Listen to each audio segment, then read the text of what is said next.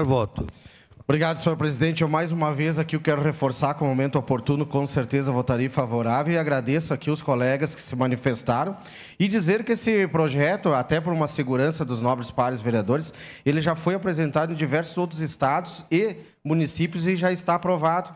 Então, até pela segurança, né, que a gente construiu junto, né, com a Dani e a Lília, né?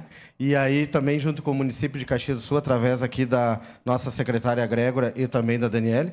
Então nós tivemos todo o cuidado, né, de pesquisar também nos outros municípios, né, que veio através de vocês, para que nós possamos ter aqui muita tranquilidade na hora da aprovação, né, desse projeto.